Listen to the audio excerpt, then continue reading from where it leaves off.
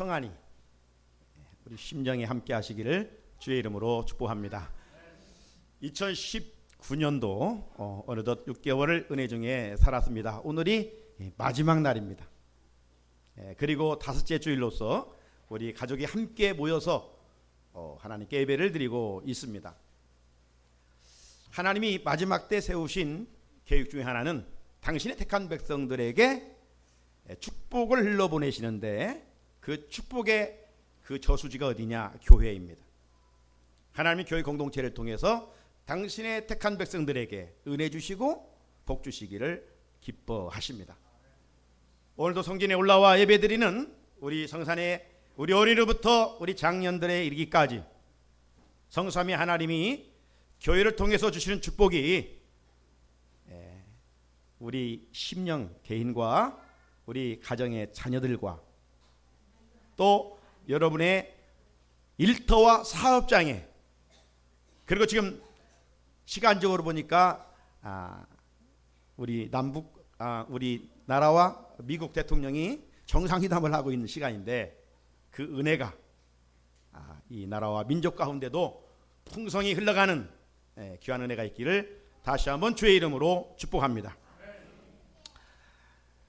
우리가 지난번 정정용 감독이 이끄는 20세 이하 축구 경기를 여러분 보셨지요? 특별히 이 축구 대표팀이 우리나라 축구 역사에 새 기록을 만들었다는 뉴스를 우리는 들었습니다.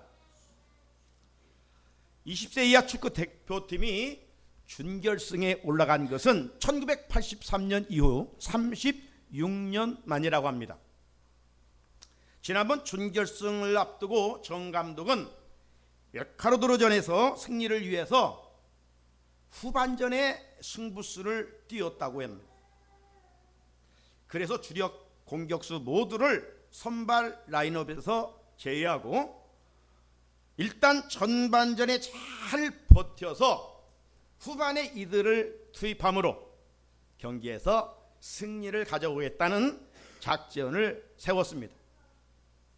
이 작전은 적중했지요. 결과 20세 이하 축구 대표팀은 에콰도르전에서 1대0으로 승리하여 결승에 진출하게 됐습니다.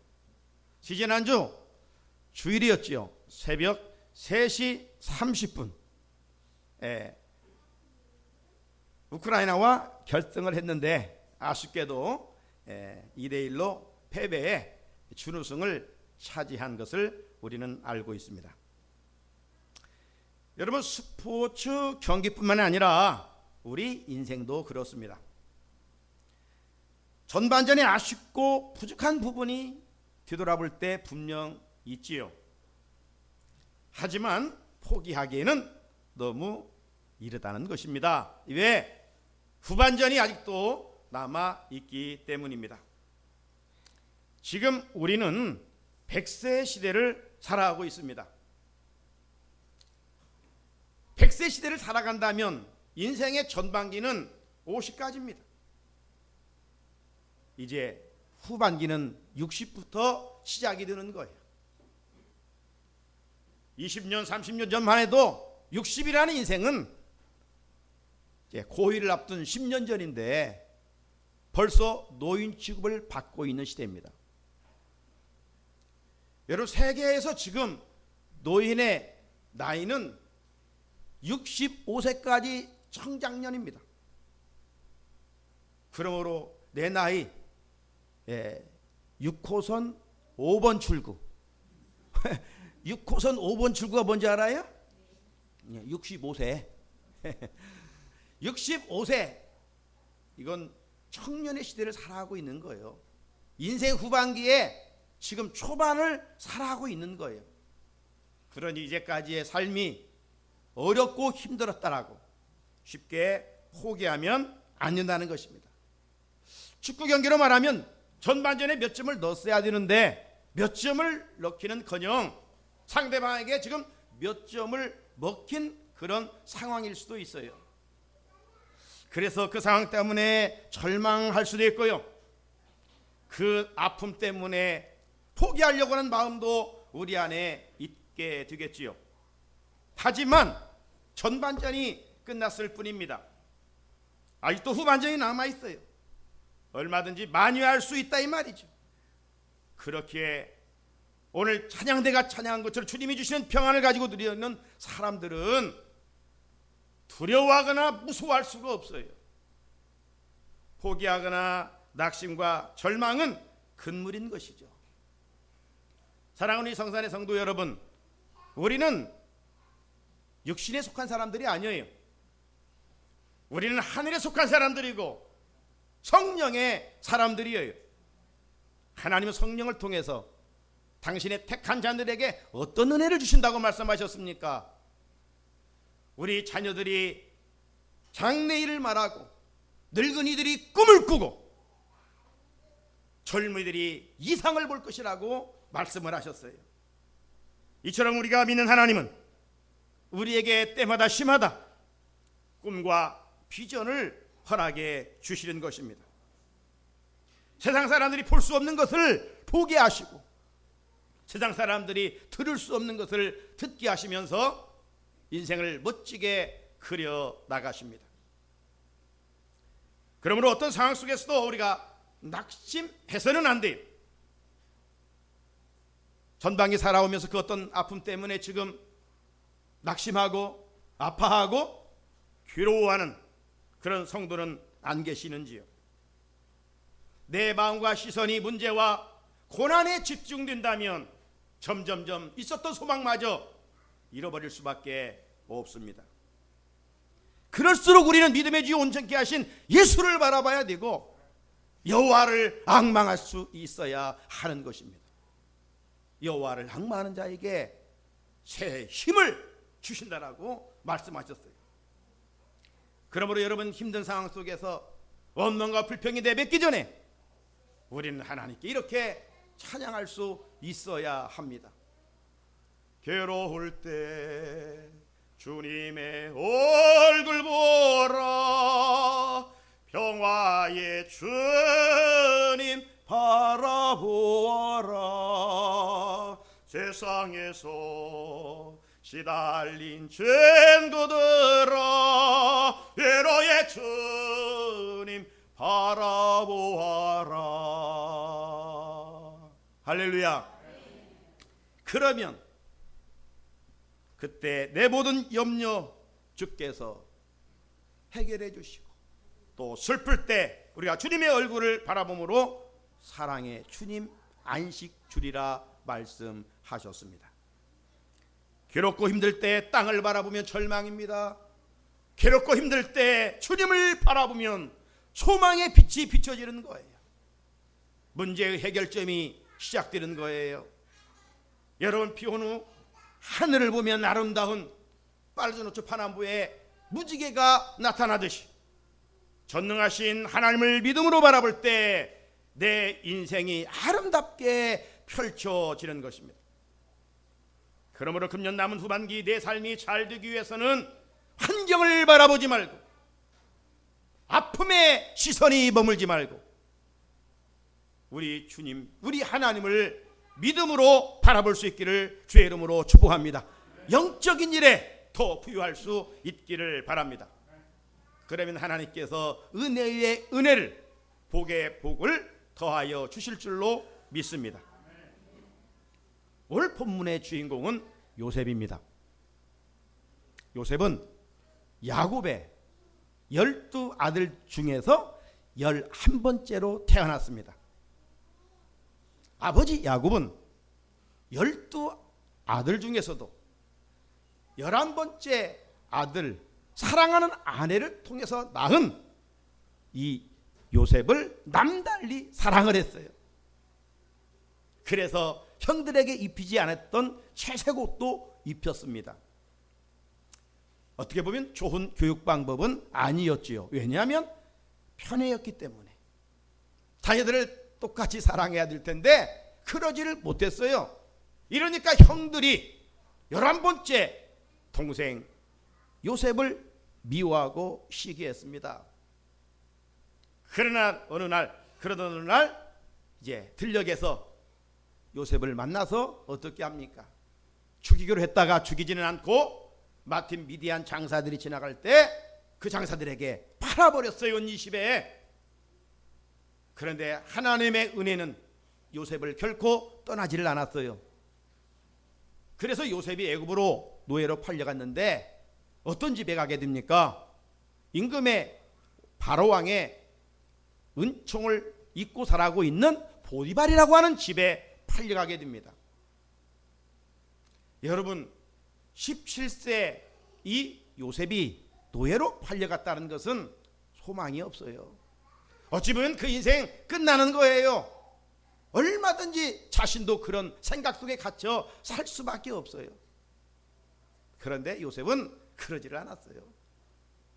집에 있을 때도 하나님이 나와 함께 하셨던 것처럼 어디를 가든지 하나님이 나와 함께 하신다고 하는 임마누엘의 신앙을 가지고 살았어요. 그래서 노예로 팔려왔지만 그 보디발 집에서 맡겨진 일에 그저 최선을 다했어요. 충성을 다했어요. 오늘 우리 그리스도인들이 삶의 자리에서 어떤 일을 맡겨주든지 힘들다고 원망하지 말고 이런 요셉처럼 하나님이 나와 함께 하심을 알고 최선을 다하는 거예요. 충성을 다하는 거예요. 사람은 혹 인정하지 않을지라도 하나님은 인정하고 보고 계셔요. 그 모습을 보디발이 인정했어요. 그래서 노예 출신 요셉을 가정총무로 세웠던 것 아닙니까? 그래서 행복하게 노예지만 보디발 집에서 살아가는데 알고 있는 것처럼 요셉이 모습이 준수한지라 이 보디발의 아내가 유혹을 합니다. 자꾸만 유혹을 합니다. 이겨내다가 결국 억울하게 감옥에 갇히게 되지 않습니까? 요셉은 형들의 미움을 받아 팔려가고 이런 감옥 억울하게 갇혀진 이런 세월이 무려 13년입니다. 여러분, 힘든 일들이 한 달만 지속돼도 우리는 포기하고 싶지 않아요? 그런데 10년을 넘어 13년이에요. 그런 상황 속에서 낙심은 날마다 찾아올 수밖에 없고 희망의 빛은 보이지 않습니다. 매일 죽고 싶은 마음이 있지 않겠어요? 성장한 성인도 아닙니다. 청소년입니다.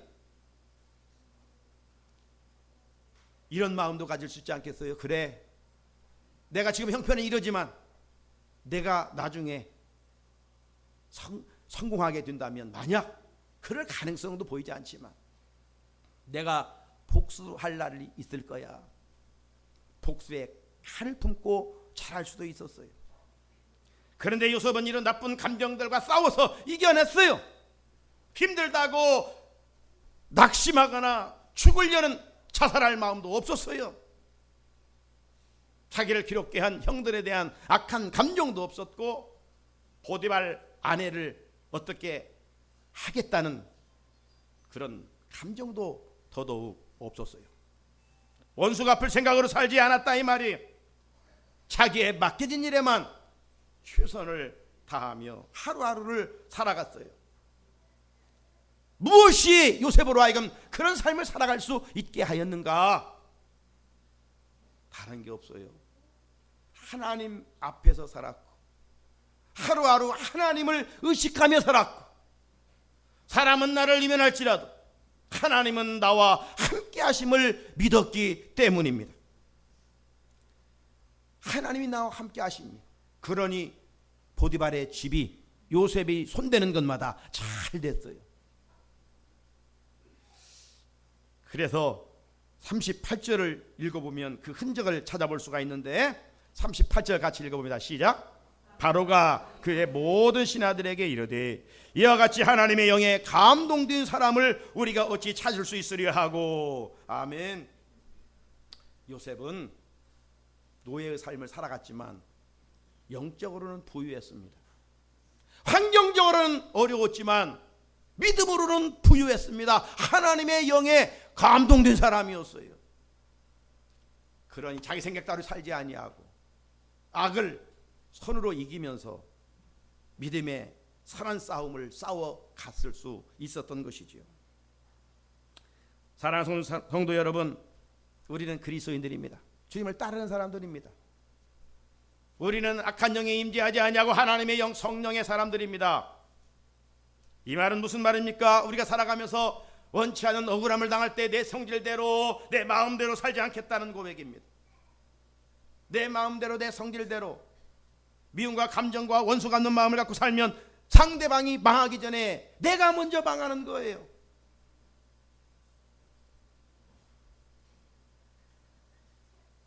요셉처럼 지금 당장 힘들고 어렵다고 원망 불평해서는 안 되는 것입니다. 누가 나를 힘들게 하고 억울하게 하면 사람은 몰라도 하나님은 다 알고 계십니다. 내가 잘못하지 않은 이상 하나님은 반드시 보상해 주십니다. 그러므로 내 감정과 내 생각으로 문제를 해결하라고 하는 것은 믿음 없는 사람의 어리석은 모습입니다. 그 상황에서 우리는 요셉처럼 성령으로 충만해야 돼요. 믿음으로 부여해야 돼요. 그러면 영혼이 잘된 것 같이 범사의 형통의 은혜를 입을 수 있습니다. 애굽왕 바로는 요셉을 가리켜 하나님의 영에 감동된 사람이라고 인정했습니다. 우리들도 삶의 자리에서 저 사람은 정말 그리스도인이야, 저 사람은 믿을 수 있는 사람이야. 왜? 그리스도인이기 때문에. 그러면 어떤 상황에서도 어떤 두려움도 어떤 고난과 시련도 문제가 될 수가 없습니다. 전반기 지내고 이제 우리는 후반기를 앞두고 있습니다. 후반기 잘 되는 비결은 무엇입니까? 요셉처럼 어떤 상황 속에서도 믿음으로 사는 일입니다. 요셉처럼 성령으로 충만하기를 우리가 사모해야 되는 것입니다. 성경에는 이와 같이 후반기 인생을 잘 산 사람들이 많이 기록이 되어 있습니다. 그중에 한 사람을 말하자면 시몬 베드로입니다. 시몬 베드로의 전반기 인생은 별 볼 일 없는 인생이었습니다. 그는 가난하여 갈릴리 바닷가에서 그물을 던져 고기를 잡아 하루하루 먹고 살아가는 그런 인생을 살았습니다. 그런 이름도 없는 사람이었습니다. 그럭저럭 살다가 소망 없이 끝날 인생이었습니다. 성질도 얼마나 급한지 사고 칠 확률도 많은 사람이 베드로였습니다. 이런 사람이 주님을 만나게 됩니다. 주님을 인격적으로 만나 자신이 주인됨을 인정하게 되는 것이죠. 누가복음 5장 8절에 시몬 베드로가 이를 보고 예수의 무릎 아래 엎드려 이르되 주여 나를 떠나소서 나는 죄인이로소이다. 그리고 그 고백과 더불어 주님으로부터 제자로 부름을 받게 됩니다. 남다른 은혜를 입었지요. 무명의 어부가 예수의 제자의 반열에 서게 되었어요. 그리고 시간은 흐른 후 베드로는 가이사랴 빌립보에서 그 누구도 할 수 없었던 위대한 신앙 고백을 하게 됩니다. 마태복음 10장 16절에 주는 그리스도시요 살아계신 하나님의 아들이십니다. 이런 위대한 고백을 통해서 베드로는 천국 열쇠를 받게 됩니다. 큰 칭찬을 받게 된 셈이죠.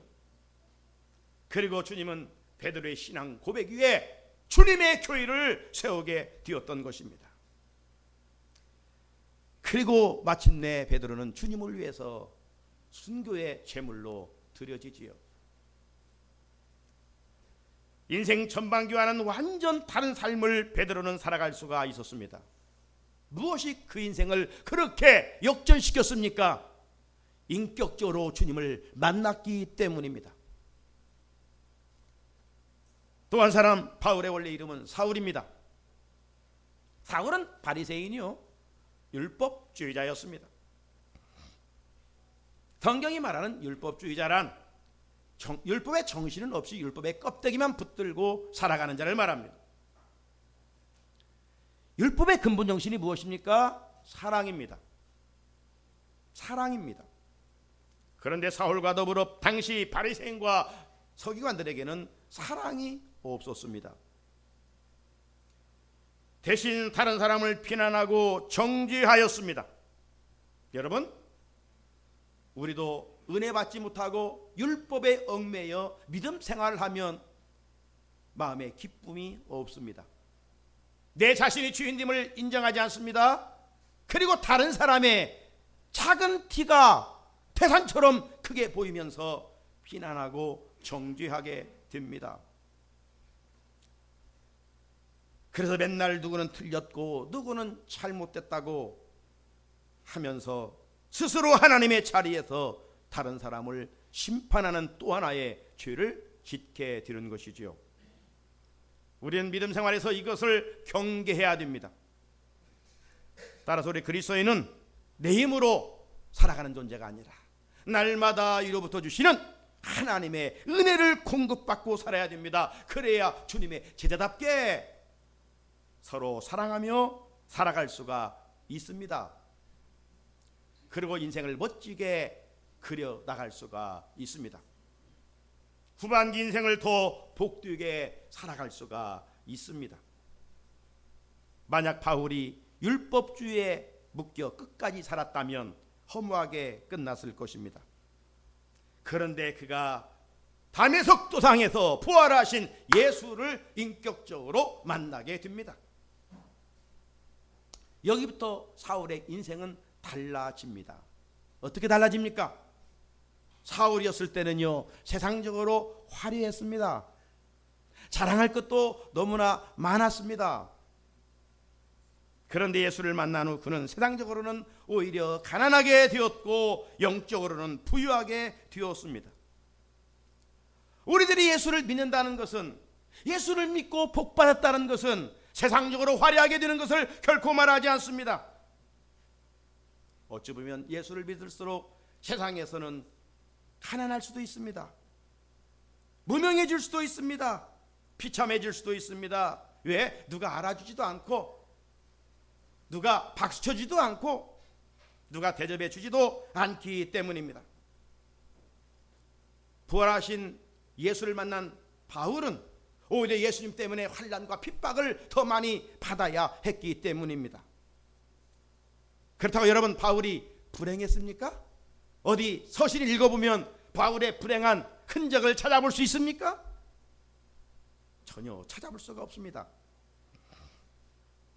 세상의 화려함이 주지 못하는 맛을 오히려 경험하고 바울은 살았습니다. 바울의 후반기 인생은 예수님 때문에 오히려 감옥에 갇히기도 했습니다. 하지만 그 마음에는 평안이 있고 얼굴에는 기쁨이 있고 입술에는 감사가 끊이지를 않았습니다. 주님을 만나고 살았던 바울은 이렇게 고백했습니다. 오늘 6월의 마지막 주일 하나님의 성전에 올라와 예배드리는 우리 성도들의 고백이 바울의 고백을 이어갈 수 있어야 합니다. 고린도후서 6장 10절입니다. 같이 한번 읽어볼까요? 시작. 근심하는 자 같으나 항상 기뻐하고 가난한 자 같으나 많은 사람을 부유하게 하고 아무것도 없는 자 같으나 모든 것을 가진 자로다. 할렐루야. 이것이 변화된 그리스도인의 가치관입니다. 사랑하는 성산의 성도 여러분, 바울의 역설적인 이 삶은 믿음 없는 자들은 결코 이해할 수가 없지요. 왜? 세상적으로 잘 되는 것만이 성공이라고 믿기 때문입니다. 제 고향 친구가 있습니다. 그 친구 여동생은 목사 사모입니다. 지금 여주 쪽에서 개척교회를 하고 있습니다. 그러니 친구를 만나면 그 매제 목사에 대해서 상당히 심하게 이야기를 합니다. 자기 사랑하는 여동생 데려다가 심하게 고생시킨다고. 여러분, 개척교회 정말 힘들죠? 여러분, 개척교회가 얼마나 힘든지 이런 이야기가 지난번 제가 선교지에서 들었어요. 어느 농부가 소를 가지고 논을 갈다가 일을 해야 되는데 불썩 주저앉았답니다. 이 집사님이 이렇게 저렇게 해도 일어나지를 않는 거예요. 할 수 없이 교회 목사님에게 전화를 했어요. 목사님, 와서 소에게 좀 안수기도 좀 해달라고. 이러면 소가 일을 않고 주저앉아서 일어나줄 생각을 하지 않는다고. 그 전화를 받고 목사님이 참 목 힘들다. 교인들에 가서 안수 기도한다면 모를까? 아니 논에 가서 소에게 안수 기도. 참 별일도 있다. 투덜거리면서 논을 향해서 목사님 갔습니다. 뭐 집사님이 원하니까 소에 손을 얹고 귀에 대고 뭐라고 했어요. 그러더니만 이 소가 그냥 벌떡 일어나더라는 거예요. 아니 목사님, 그래도 소 기술은 제가 탁월한데 목사님은 소를 끌어본 경험도 없을 텐데 아니 뭐라고 하셨는데 이렇게 소가 벌떡 일어납니까? 그래서 목사님이 그랬다는 거예요. 야, 너 나하고 같이 가서 개척교회 할래? 들을 거 있는 자는 들을지어다. 개척교회가 어려워요. 그러니까 이 친구가 이 친구는 중소기업에서 잘 나가는 친구거든요. 그 사랑하는 동생 데려다가 개척교회에서 죽도록 고생시키니까 그래 제가 그 친구에게 그래요. 네 여동생에게 물어봤냐? 에? 그 개척교회가 하면서 힘들다고 하더냐? 물어봐. 네 여동생은 사무를 사명으로 하고 있기 때문에 기쁘다고 할 거야. 그건 네 생각이야. 믿음 없는 자가 눈으로 보면 개척교회 사무는 힘들죠. 친구는 믿지 않기 때문에 이해할 수가 없어요. 성공을 세상 잣대로만 보기 때문입니다. 사랑하는 성산의 성도 여러분, 우리가 믿으면서 세상 기준을 가지고 신앙생활하면 무겁습니다. 이런 사람들은 언젠가는 믿음을 헌신자처럼 버리고 세상으로 돌아갈 수도 있습니다. 진정 철사는 것은 예수밖에 있었던 화려한 사울의 삶이 아닙니다. 예수 안에서 예수님 때문에 고난을 받으면서 사는 바울의 삶입니다. 세상 사람들은 이런 것을 이해하지 못하기 때문에 예수 믿는 것에 대해 매력을 느끼지 못합니다. 예수를 믿으면서 더 어려워질 수도 있고 저들을 시선에 패배자처럼 보일 수도 있기 때문입니다. 그러나 우리는 세상 사람들의 평가에 흔들려서는 안 됩니다. 우리를 평가하실 분은 오직 한 분 하나님밖에 없습니다. 사울이 바울이 되어 인생 후반기가 더 아름답고 복된 것은 하나님의 평가에 인정받았기 때문입니다. 합격하였기 때문입니다. 우리도 이런 마인드를 가지고 살아가야 하지 않겠어요? 인생의 성공과 실패, 세상에서 평가되지 않습니다. 주님 앞에 서는 날 평가되는 것입니다. 주님 앞에서 이를 갈며 슬피우는 인생은 패배한 사람이요, 주님 앞에서 칭찬받는 사람이 정말 세상에서 잘 산 사람이고 마지막 승리한 사람입니다. 요셉의 전반기는 미움과 시기, 질투와 억울함을 당하면서 살아가야만 했습니다. 하지만 요셉은 그런 시간들 속에서 인간적인 방법을 앞세워 살지 않았습니다. 그렇기에 요셉의 후반기 인생은 비참하지 않았습니다. 요셉은 힘든 상황 속에서도 어디에 있든지 무엇을 하든지 하나님 앞에서 하나님의 영에 충만하여 살았기 때문입니다. 마침내 하나님이 요셉의 인생 후반기를 크게 축복하셨습니다. 오늘 본문 40절 41절을 같이 한번 읽어볼까요? 시작. 너는 내 집을 다스리라. 내 백성이 다 네 명령에 복종하리니 내가 너보다 높은 것은 내 왕자뿐이니라. 바로가 또 요셉에게 이르되 너를 애굽 온 땅의 총리가 되게 하노라. 아멘. 고시페스에서 애굽으로 간 게 아니에요. 요셉이 비참한 노예로 팔려가 무려 억울하게 13년간 살았습니다. 여러분의 삶의 자리에 이런저런 이유로 13년간 힘들다면 포기할 만하잖아요. 그러나 그 환경을 넉넉히 이겨갈 수 있었던 비결이 뭡니까? 다른 게 없어요. 하나님이 나와 함께 하심을 믿었기 때문이었어요. 비참한 노예로 팔렸던 요셉은 13년 지난 후에 애굽의 총리가 됐습니다. 그리고 훗날 기근에 죽어가던 가족을 구원해낼 수가 있었고, 그 가족이 들어가서 430년 살아가는 동안 큰 나라와 민족을 만드는 그런 역사적 위대한 일을 요셉이 하게 된 것입니다. 얼마나 멋진 삶을 살아냈습니까? 요셉이 후반기를 복된 인생으로 살아갈 수 있었던 비결 한마디로 하나님의 영에 감동된 사람이었기 때문입니다. 하나님 앞에서 살았기 때문입니다. 하나님만 의지하고 하나님만 의식하고 살았기 때문입니다. 하나님이 나와 함께 하심을 믿고 살았기 때문입니다. 사랑하는 우리 성산의 성도 여러분, 2019년 전반기를 마치고 내일부터 우리는 후반기를 시작합니다. 경기로 말하면 전반전을 마치고 하프타임을 갖춘 후에 이제 후반전을 시작합니다. 전반기 몇 골 먹었습니까? 뒤돌아볼 때 전반기 인생 낙제점입니까? 그것 때문에 낙심한다면 믿음 없는 사람입니다. 요셉은 더 힘들고 억울한 인생을 살았습니다. 그래도 포기하거나 원망하지 않았습니다. 성령 충만한 삶을 살았습니다. 마침내 하나님께서 그를 고난을 훈련시킨 후 요셉을 애굽의 총리로 높여주셨습니다. 후반기 인생이 복되는 비결을 아셨습니까? 내 인생이 황혼으로 달려갈수록 우리가 기도와 말씀의 경건생활로 훈련을 하기를 힘써야 합니다. 그렇지 아니하면 우리 인생은 나이 먹을수록 헛되다